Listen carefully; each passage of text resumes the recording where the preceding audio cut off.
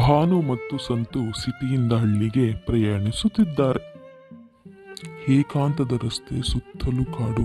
ಸಂತು ಮತ್ತು ಭಾನು ಹಳ್ಳಿಯ ಕಡೆಗೆ ಬರುತ್ತಿದ್ದಾರೆ. ಹುಷಾರು, ಹೀಗೆ ಹೋಗಿ ಹಳ್ಳಿಯೊಳಗೆ ಪ್ರವೇಶ ಮಾಡೋದು ತಪ್ಪು. ಮೊದಲು ಹಳ್ಳಿಯವರ ಜೊತೆ ಮಾತಾಡೋಣ. ಅವರು ಹಳ್ಳಿಯ ಪ್ರವೇಶ ದ್ವಾರದ ಹತ್ತಿರ ಬರುತ್ತಾರೆ. ಅಲ್ಲಿ ಒಬ್ಬ ವೃದ್ಧೆ ಕುಳಿತುಕೊಂಡಿರುತ್ತಾಳೆ. ಅಜ್ಜಿ, ನಾವು ದೇವಭೂತದ ಕತೆ ಕುರಿತಾದ ಒಂದು ಸಿನಿಮಾ ಮಾಡ್ತಿದ್ದೀವಿ. ಹಾಗಾಗಿ ಹಳ್ಳಿ ಬಗ್ಗೆ ಮಾಹಿತಿ ಬೇಕು ಅಜ್ಜಿ ನಮಗೆ. ಈ ಊರೇ ಒಂದು ದೊಡ್ಡ ಅಪಶಕುನದ ಊರಾಗಿದೆ. ಹೋಗಿ ಹಿಂತಿರುಗಿ ಮೊದಲು ನೀವು.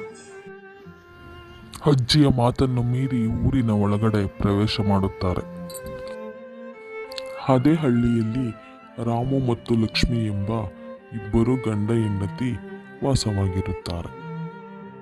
ಸಂತು ಭಾನು ಹಳ್ಳಿಯೊಳಗೆ ಪ್ರವೇಶಿಸುತ್ತಾರೆ. ಅಲ್ಲಿ ರಾಮು ತಮ್ಮ ಜಮೀನಿನಲ್ಲಿ ಕೆಲಸ ಮಾಡುತ್ತಿರುತ್ತಾನೆ. ನೀವು ಯಾರು? ನಗರದಿಂದ ಬಂದಿದ್ದೀರಾ?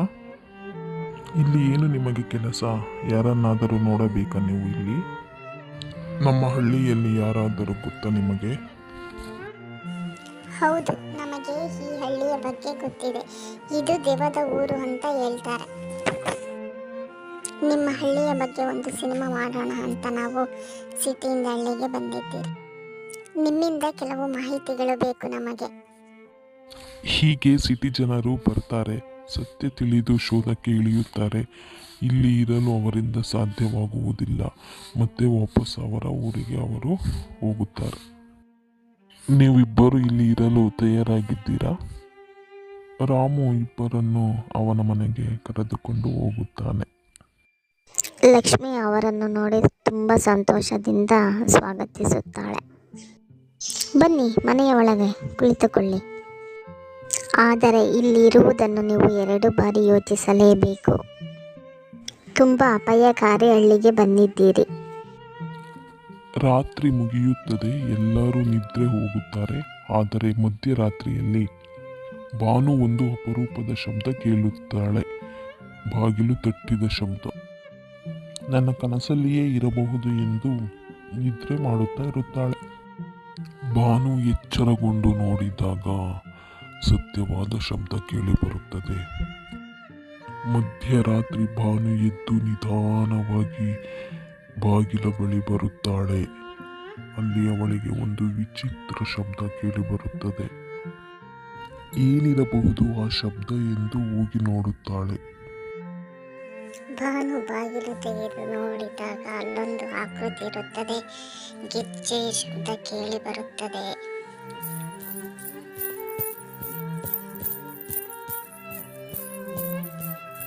ಇಲ್ಲಿ ಯಾರಾದರೂ ಇದ್ದೀರಾ? ಹೌದು, ಇಲ್ಲಿ ಭಯಾನಕವಾದ ನಾನು ಇದ್ದೀನಿ. ಯಾರು ನೀನು? ನನ್ನ ಬಗ್ಗೆ ತಿಳಿಯಲು ಯಾಕೆ ಬಂದೆ? ಇಲ್ಲಿಂದ ಹೋಗ್ತಾ ಇರು ನೀನು. ಇದು ನನ್ನ ಜಾಗ, ಯಾರು ಬರುವಂತಿಲ್ಲ. ಬನ್ನಿ ಇಲ್ಲಿ ನೋಡಿ, ಏನೋ ವಿಚಿತ್ರವಾದ ಶಬ್ದ ಕೇಳಿ ಬರುತ್ತಾ ಇದೆ. ಸುಮಾರು ಹೊತ್ತಿನಿಂದ ಸದ್ದು ಬರುತ್ತಾನೇ ಇದೆ. ಬನ್ನಿ ಹೋಗಿ ನೋಡೋಣ ಅಲ್ಲಿ ಏನಿದೆ ಅಂತ. ಹೋಗಿ ನೋಡಿ ತಿಳಿದುಕೊಳ್ಳೋಣ ಅದರ ಬಗ್ಗೆ. ನಡೆಸಂತೂ ನಮ್ಮ ಮೂವಿಗೆ ಒಳ್ಳೆ ಸಮಯ ಇದು. ಸರಿಯಾಗಿ ಹೇಳಿದ್ಯಾ ಭಾನು. ಅಲ್ಲಿ ಏನೋ ಖಂಡಿತ ಇದೆ ಅಂತ ನನಗೂ ಅನುಮಾನ ಬರ್ತಾ ಇದೆ. ಬಾ ಹೋಗಿ ಏನು ಅಂತ ನೋಡಿ ಬರೋಣ. ಯಾವುದಕ್ಕೂ ನಾವು ತುಂಬ ಜಾಗೃತರಾಗಿ ಇರಬೇಕು. ನಿನ್ನೆ ರಾತ್ರಿ ಏನಾಯಿತು ಅಂತ ನೀವೇ ನೋಡಿದ್ದೀರಲ್ಲ.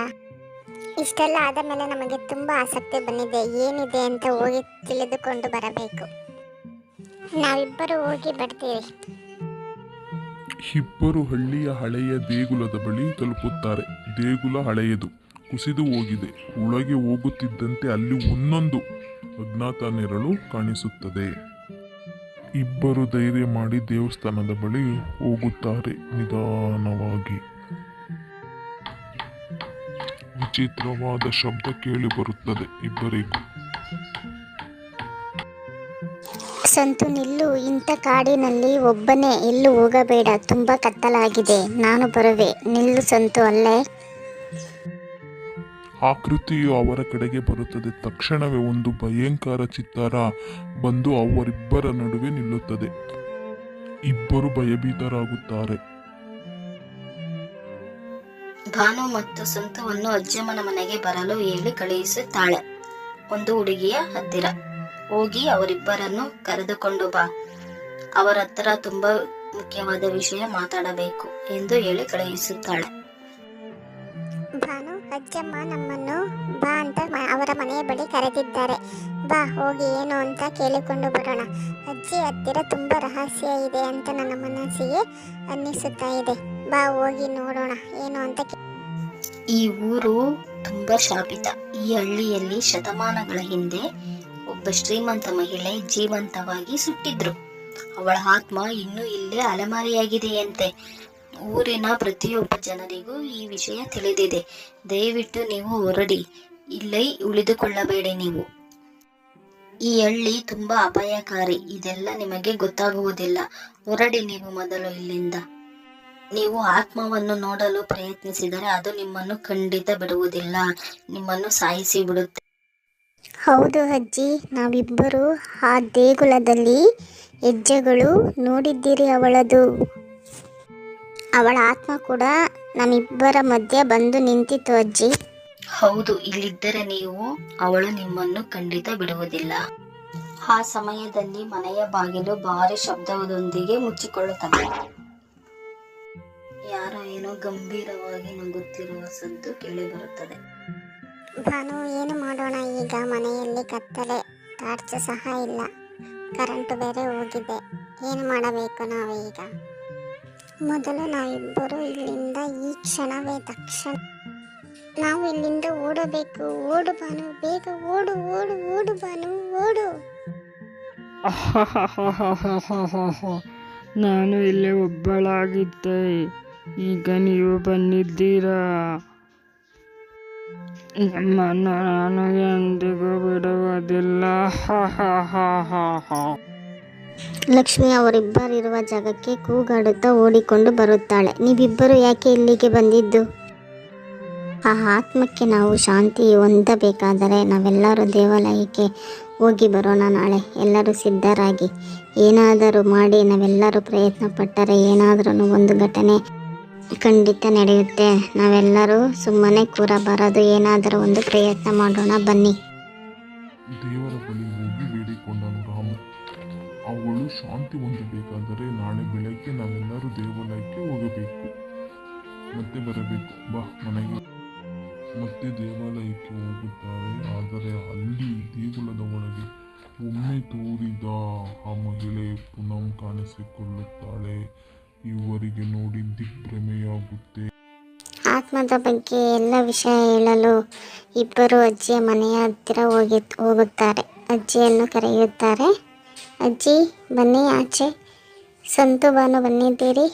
ಅಜ್ಜಿ ಅಜ್ಜಿ ಇದ್ದೀರಾ ಮನೆಯಲ್ಲಿ ನೀವು? ಹಾ, ಹೇಳಿ ಮಕ್ಕಳೇ, ಇದೀನಿ ಮನೆಯಲ್ಲೇ. ಏನು ವಿಷಯ? ಇಷ್ಟು ದೂರ ಬಂದಿದ್ದೀರಾ ಇಬ್ಬರು? ಅಜ್ಜಿ, ನಾವು ದೆವ್ವವನ್ನು ನೋಡಿದ್ದೀರಿ, ಏನಾದರೂ ಮಾಡು ಅಜ್ಜಿ. ಆತ್ಮ ಖಂಡಿತ ನಮ್ಮನ್ನು ಬಿಡುವುದಿಲ್ಲ, ಸಾಯಿಸಿ ಬಿಡುತ್ತೆ. ಇಲ್ಲಿ ಹೋದರಲ್ಲಿ ನಮಗೆ ತೊಂದರೆ ಕೊಡ್ತಾ ಇದೆ ಅಜ್ಜಿ, ನೋಡಿ ಅಜ್ಜಿ. ರಾಮನಿಗೆ ಏನು ಮಾಡಬೇಕು ಅಂತ ಒಂದು ಅರ್ಥವಾಗುತ್ತಿರಲಿಲ್ಲ. ಅಜ್ಜಿಯ ಮನೆಯ ಕಡೆಗೆ ಹೋಗುತ್ತಾನೆ. ರಾಮು ಅಜ್ಜಿಯ ಬಳಿ ಹೋಗಿ ಅವನು ಕೂಡ ನಡೆದಿದ್ದ ವಿಚಾರ ಎಲ್ಲ ಹೇಳಿಕೊಳ್ಳುತ್ತಾನೆ. ಅಜ್ಜಿ, ಹೀಗೆ ಆಗಿದೆ ನೋಡಿ, ಏನಾದರೂ ಮಾಡೋಣ ಬನ್ನಿ, ಹೀಗೆ ಇದ್ದರೆ ನಮ್ಮ ಒಳ್ಳಿ ನಾಶ ಆಗುತ್ತೆ ಎಂದು ಅಜ್ಜಿಗೆ ರಾಮು ಹೇಳುತ್ತಾನೆ. ಅಷ್ಟರಲ್ಲಿ ಲಕ್ಷ್ಮಿ ಕೂಡ ಬರುತ್ತಾಳೆ. ಲಕ್ಷ್ಮಿ ಹತ್ರ ಸಹ ಹೇಳುತ್ತಾನೆ, ಏನಾದರೂ ಮಾಡಬೇಕು, ನಮ್ಮ ಹಳ್ಳಿನ ನಾವು ಕಾಪಾಡ್ಕೋಬೇಕು ಅಂತ ಲಕ್ಷ್ಮಿ ಜೊತೆ ಮಾತುಕತೆ ಮಾಡ್ತಾನೆ ರಾಮು. ರಾಮನಿಗೆ ಒಂದು ಉಪಾಯ ಬರುತ್ತೆ. ಅಜ್ಜಿಯ ಹತ್ರ ಹೋಗಿ ಹೇಳುತ್ತಾನೆ, ಅಜ್ಜಿ, ನನ್ನ ಹತ್ರ ಒಂದು ಉಪಾಯ ಇದೆ, ನಿನಗೆ ಹೇಳೋಣ ಅಂತ ಬಂದೆ. ಅಜ್ಜಿ, ಯಾವುದಾದರೂ ಒಬ್ಬ ಮಂತ್ರವಾದಿಯನ್ನು ಕರೆತನ್ನಿ, ಅವರಿಗೆ ಎಲ್ಲ ವಿಷಯ ಹೇಳಿ ಏನಾದರೂ ಒಂದು ಮಾಡೋಣ, ಇಲ್ಲವಾದರೆ ನಾವು ಯಾರೂ ಬದುಕುವುದಿಲ್ಲ ಅಜ್ಜಿ ಅಂತ ರಾಮು ಅಜ್ಜಿಯ ಬಳಿ ಹೇಳ್ತಾನೆ. ಹೌದು ರಾಮ, ಆತ್ಮ ನಮ್ಮನ್ನು ಖಂಡಿತ ಸುಮ್ಮನೆ ಬಿಡುವುದಿಲ್ಲ. ನೀನು ಹೇಳುವುದರಲ್ಲೂ ಅರ್ಥ ಇದೆ. ಕಾಡಿನಲ್ಲಿ ಒಬ್ಬ ಮಂತ್ರವಾದಿ ಇದ್ದಾರೆ, ಅವರನ್ನು ಕರೆದುಕೊಂಡು ಬರೋಣ ಬಾ. ಅವರಿಗೆ ನಡೆದಿದ್ದೆಲ್ಲ ಹೇಳಿ ಬಿಡೋಣ. ಏನಾದರೂ ಒಂದು ಉಪಾಯ ಹೇಳ್ತಾರೆ ಅವರು. ಇಲ್ಲ ಅಂದರೆ ನಿನ್ನ ಮಾತಿನ ಪ್ರಕಾರನೇ ನಮ್ಮ ಊರನ್ನು ಅವಳು ಖಂಡಿತ ಬಿಡುವುದಿಲ್ಲ. ಏನಾದರೂ ಒಂದು ತೊಂದರೆ ನಮಗೆ ಮಾಡಿರುತ್ತಾಳೆ ಅವಳು. ರಾಮು ಮತ್ತು ಅಜ್ಜಿ ಇಬ್ಬರು ಮಾತಾಡಿಕೊಂಡು ಕಾಡಿನ ಕಡೆಗೆ ಹೋಗುತ್ತಾರೆ. ಎಲ್ಲ ವಿಷಯವನ್ನು ಸ್ವಾಮೀಜಿಯ ಬಳಿ ಹೀಗೆ ಮಾತಾಡೋಣ, ಹಾಗೆ ಹೇಳಬೇಕು ಅಂತ ಇಬ್ಬರು ಚರ್ಚಿಸಿಕೊಂಡು ಸ್ವಾಮೀಜಿಯ ಬಳಿ ಹೋಗುತ್ತಾರೆ. ಯಾರು ನೀವು? ನನ್ನ ನೋಡಲು ಏಕೆ ಬಂದಿದ್ದೀರಿ? ಏನಾಗಬೇಕು ನನ್ನಿಂದ ನಿಮಗೆ? ಈಗೆಲ್ಲ ಕಾಡಿನ ಒಳಗಡೆ ಮನುಷ್ಯರು ಬರಬಾರದು. ಹೋಗಿ ಮೊದಲು ಇಲ್ಲಿಂದ. ಏನಾಗಬೇಕು ನನ್ನಿಂದ ನಿಮಗೆ? ಹೇಳಿ. ಸ್ವಾಮಿ ನಮಸ್ಕಾರ. ನಾವಿಬ್ಬರು ಒಂದು ಪುಟ್ಟ ಹಳ್ಳಿಯಿಂದ ಬಂದಿದ್ದೀರಿ. ನಮಗೆ ಒಂದು ಸಮಸ್ಯೆಯಾಗಿದೆ. ನಿಮ್ಮನ್ನು ಕರೆದುಕೊಂಡು ಹೋಗೋಣ ನಮ್ಮ ಹಳ್ಳಿಗೆ ಅಂತ ಬಂದಿದ್ದೀರಿ. ನಮ್ಮ ಹಳ್ಳಿಯಲ್ಲಿ ದೆವ್ವದ ಕಾಟ ತುಂಬ ಆಗಿದೆ. ನಮಗೆ ಅಲ್ಲಿ ಇರಲು ಸಾಧ್ಯವಾಗುತ್ತಿಲ್ಲ. ದಯವಿಟ್ಟು ನೀವು ಬಂದು ನಮಗೆ ಪರಿಹಾರವನ್ನು ಕೊಡಿ. ದಯವಿಟ್ಟು ಬನ್ನಿ ಸ್ವಾಮಿ ನೀವು ನಮ್ಮ ಹಳ್ಳಿಗೆ. ಸ್ವಾಮೀಜಿ, ನಾನು ಆ ಹಳ್ಳಿಯ ವೃದ್ಧ ಮಹಿಳೆ. ಹೌದು ಸ್ವಾಮಿ, ರಾಮ ಹೇಳುತ್ತಿರುವುದು ಖಂಡಿತ ಸತ್ಯ. ಅಲ್ಲಿ ಒಂದು ಆತ್ಮ ಇದೆ. ಸುಮಾರು 30 ವರ್ಷಗಳ ಹಿಂದೆ ಒಬ್ಬ ಶ್ರೀಮಂತ ವ್ಯಕ್ತಿ ಒಬ್ಬ ಮಹಿಳೆಯನ್ನು ಜೀವಂತವಾಗಿ ಬೆಂಕಿಯಲ್ಲಿ ಸುಟ್ಟು ಹಾಕಿದ್ದಾನೆ. ಅದೇ ಆತ್ಮ ಈಗ ಊರಿನ ಜನರನ್ನು ಕಾಡುತ್ತಾ ಇದೆ ಸ್ವಾಮಿ. ಬನ್ನಿ ಸ್ವಾಮಿ, ನಿಮಗೂ ಅರ್ಥ ಆಗುತ್ತೆ ಏನು ಅಂತ. ಮಂತ್ರವಾದಿ ಬರುತ್ತಾನ? ಮಂತ್ರವಾದಿ, ಅವನನ್ನು ಸಾಯಿಸಿ ಬಿಡುವೆ ನಾನು. ಬರಲಿ. ಓ ಹಾಗೆ ಇದೆಯಾ? ಈಗ ಚೆನ್ನಾಗಿ ಅರ್ಥ ಆಗಿದೆ ನನಗೆ. ಖಂಡಿತ ಬರುತ್ತೇನೆ. ನಾನು ಬಂದು ನಿಮ್ಮ ಹಳ್ಳಿಯನ್ನು ಕಾಪಾಡುತ್ತೇನೆ. ಎಂಥದ್ದೇ ಆತ್ಮ ಇರಲಿ, ನನ್ನ ಮುಂದೆ ಬೀಳಬೇಕು ಅದು. ಬನ್ನಿ ಹೋಗೋಣ. ನಿಮ್ಮ ಹಳ್ಳಿಯ ಜನರಿಗೆ ಹೋಗಿ ಧೈರ್ಯ ತುಂಬೋಣ. ನಾನು ಇರಬೇಕಾದರೆ ಯಾವರಿಗೂ ತೊಂದರೆ ಮಾಡಲು ನಾನು ಬಿಡುವುದಿಲ್ಲ. ಬನ್ನಿ ಹೋಗೋಣ. ನನ್ನ ಕಾಲಿನಲ್ಲಿ ಹೊಸಕಿ ಹಾಕುವೆ ಆ ಆತ್ಮವನ್ನು. ಬನ್ನಿ ಹೋಗೋಣ. ಮಂತ್ರವಾದಿ, ರಾಮು, ಅಜ್ಜಿ ಈ 3 ಜನ ಹಳ್ಳಿಯ ಕಡೆ ತಮ್ಮ ಪಯಣವನ್ನು ಮುಂದುವರಿಸುತ್ತಾರೆ. ಮಂತ್ರವಾದಿಯ ಮುಖದಲ್ಲಿ ಉಗ್ರವಾದ ಕೋಪ ಕೆರಳಿ ಬಂದಿದೆ. ಆದರೂ ಆ ಆತ್ಮವನ್ನು ನಾನು ಎಂದಿಗೂ ಸುಮ್ಮನೆ ಬಿಡುವುದಿಲ್ಲ ಅಂತ ಮನಸ್ಸಿನಲ್ಲಿಯೇ ಹೇಳುತ್ತಾ 3 ನಡೆದುಕೊಂಡು ಹೋಗುತ್ತಾರೆ. ನೋಡಿ ಸ್ವಾಮಿ, ಇದೇ ನಮ್ಮ ಪುಟ್ಟದಾದ ಕಿರಿದಾದ ಹಳ್ಳಿ. ಬನ್ನಿ ಸ್ವಾಮಿ, ನಮ್ಮ ಊರಿನ ಜನರನ್ನು ಪರಿಚಯ ಮಾಡಿಕೊಳ್ಳೋಣ. ಅವರನ್ನು ಕೇಳಿ ಅವರ ಬಾಯಲ್ಲೂ ಸತ್ಯ ಬರುತ್ತೆ ಏನಿದೆ ನಮ್ಮ ಊರಲ್ಲಿ ಅಂತ. ಹೇಳಮ್ಮ, ಏನಾಗಿದೆಯಮ್ಮ? ಈ ಹಳ್ಳಿಗೆ ಯಾವುದೋ ಪ್ರೇತಾತ್ಮದ ಆಟ ಆಡುತ್ತಿದೆ ಅಂತೆ. ಏನಮ್ಮ, ಏನಾಗಿದೆಯಮ್ಮ? ಯಾವುದಕ್ಕೂ ಯಾರು ಭಯಪಡಬೇಡಿ. ಇನ್ನು ಮುಂದೆ ನಾನಿದ್ದೀನಿ, ಎಲ್ಲ ನೋಡಿಕೊಳ್ಳುತ್ತೇನೆ. ಈ ಆತ್ಮವೇ ಎಲ್ಲಿದೆಯಪ್ಪ? ಹೊರಗೆ. ಏನು ನಿನ್ನ ಆಟಗಳು ಎಲ್ಲ? ಹಳ್ಳಿಯ ಜನರನ್ನು ಭಯಪಡಿಸುತ್ತಾ ಅಲೆದಾಡುತ್ತಾ ಅಲೆಮಾರಿಯಾಗಿರುವೆ. ಬಾ ಆಚೆ, ಇವತ್ತು ನಿನಗೊಂದು ಮುಕ್ತಿ ಸಿಗುತ್ತದೆ. ನೋಡುವಂತೆ ನನ್ನ ಪೌರುಷವನ್ನು. ಈ ದ್ರೋಹಿ ಎಲ್ಲಿ ಅವಿತಿರುವೆ? ಬಾ ಹೊರಗೆ. ಏನು ಮಾಡುತ್ತಿರುವೆ? ಎಂತೆಂತರು ಬಂದ್ರು, ಯಾರು ಏನು ಮಾಡಲಿಲ್ಲ, ಮಾಡೋಕ್ಕಾಗಿಲ್ಲ. ನೀನು ಬಂದಿದೀಯಾ, ಏನು ಮಾಡ್ತೀಯ? ನಿನ್ನ ಬಿಡಲ್ಲ, ಸಾಯಿಸ್ಬಿಡ್ತೇನೆ. ಹೋಗ್ತಾ ಇರ. ನನ್ನನ್ನು ಯಾರು ಮುಟ್ಟಕ್ಕಾಗೋದಿಲ್ಲ.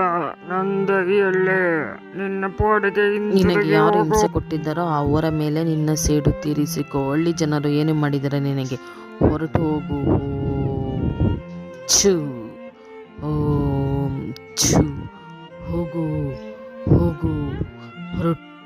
ಓಂ ಭೀಂ ಛೂಂ, ಹೋಗು, ಹೊರಟು ಹೋಗು. ಓಂ ಭೀಂ ಛೂ, ಹೋಗು. ತುಂಬ ಧನ್ಯವಾದಗಳು ಸ್ವಾಮಿ, ನಿಮ್ಮನ್ನು ನಾವೆಂದಿಗೂ ಮರೆಯುವುದಿಲ್ಲ. ಈ ಹಳ್ಳಿಯಲ್ಲಿ ಜೀವನ ಸಾಗಿಸಲು ತುಂಬ ತುಂಬಾ ಕಷ್ಟ ಆಗಿತ್ತು ಸ್ವಾಮಿ. ಇವಾಗ ನೆಮ್ಮದಿಯಿಂದ ಜೀವನ ನಡೆಸಿಕೊಂಡು ಹೋಗುತ್ತೇವೆ. ಧನ್ಯವಾದಗಳು ಸ್ವಾಮಿ. ನಮ್ಮ ಮಾತಿಗೆ ಬೆಲೆ ಕೊಟ್ಟು ಬಂದಿದ್ದೀರಾ. ತುಂಬಾನೇ ಸಂತೋಷವಾಯಿತು ಸ್ವಾಮಿ. ಧನ್ಯವಾದಗಳು. ನನಗೆ ಆಶೀರ್ವಾದ ಮಾಡಿ ಸ್ವಾಮಿ. ನಿಮ್ಮಂಥರ ಆಶೀರ್ವಾದ ನಮಗೆ ತುಂಬ ಮುಖ್ಯ. ಇವಾಗ ನಾವು ಧೈರ್ಯವಾಗಿ ಹಳ್ಳಿಯಲ್ಲಿ ಜೀವನ ಸಾಗಿಸಲು ಮುಂದಾಗುತ್ತೀರಿ. ಇನ್ನು ಮುಂದೆ ಎಂಥದ್ದೇ ಕಷ್ಟ ಬಂದರೂ ದಯವಿಟ್ಟು ನನ್ನನ್ನು ಸಂಪರ್ಕಿಸಿ ನನಗೆ ತಿಳಿಸಿ. ನಾನು ಮುಂದೆ ನಿಂತು ಹಳ್ಳಿಯ ಕಷ್ಟಗಳನ್ನು ನೋಡಿಕೊಳ್ಳುತ್ತೇನೆ. ನನ್ನ ಆಶೀರ್ವಾದ ಎಂದಿಗೂ ನಿಮ್ಮ ಮೇಲೆ ಖಂಡಿತ ಇರುತ್ತೆ. ಇಂಥ ಹುಚ್ಚು ಸಾಹಸಗಳಿಗೆ ಯಾವತ್ತೂ ಬರಬೇಡಿ, ಯಾವತ್ತೂ ಹುಚ್ಚು ಸಾಹಸಗಳನ್ನು ಮಾಡಬೇಡಿ. ನಿಮ್ಮ ಕೆಲಸ ಕಾರ್ಯಗಳನ್ನು ಮುಂದುವರಿಸಿ.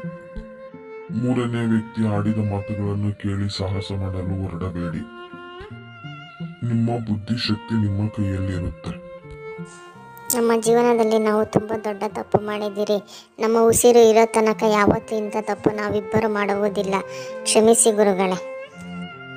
ಭಾನು ಮತ್ತು ಸಂತು ಹಳ್ಳಿಯವರು ಮಾಡಿದ ಪೂಜೆಯಿಂದ ಸುರಕ್ಷಿತರಾಗುತ್ತಾರೆ. ಅವರು ಹಳ್ಳಿಯಿಂದ ಮರಳುತ್ತಾರೆ. ಆದರೆ ಈ ಅನುಭವ ಅವರನ್ನು ಜೀವನ ಪರ್ಯಂತ ಬೆನ್ನು ಹಟ್ಟುತ್ತಲೇ ಇರುತ್ತದೆ. ನಮ್ಮಿಬ್ಬರಿಗೂ ಆಶೀರ್ವಾದ ಮಾಡಿ ಸ್ವಾಮಿ. ಯಾವತ್ತೂ ನಾವು ಇಂಥ ಕೆಟ್ಟ ಕೆಲಸಗಳನ್ನು ಮಾಡುವುದಿಲ್ಲ, ಕೆಟ್ಟ ಸಾಹಸಗಳಿಗೆ ಕೈ ಹಾಕುವುದಿಲ್ಲ. ನಿಮ್ಮಿಂದ ನಮ್ಮಿಬ್ಬರ ಜೀವ ಉಳಿಸಿದ್ದೀರಾ, ಹಾಗೆಯೇ ಇಡೀ ಹಳ್ಳಿಯವರನ್ನು ಕಾಪಾಡಿದ್ದೀರಾ. ಸರಿ ಗುರುಗಳೇ, ಸಮಯ ಆಗಿದೆ. ನಾವಿಬ್ಬರು ಸಿಟಿಯ ಕಡೆ ಹೊರಡಬೇಕು.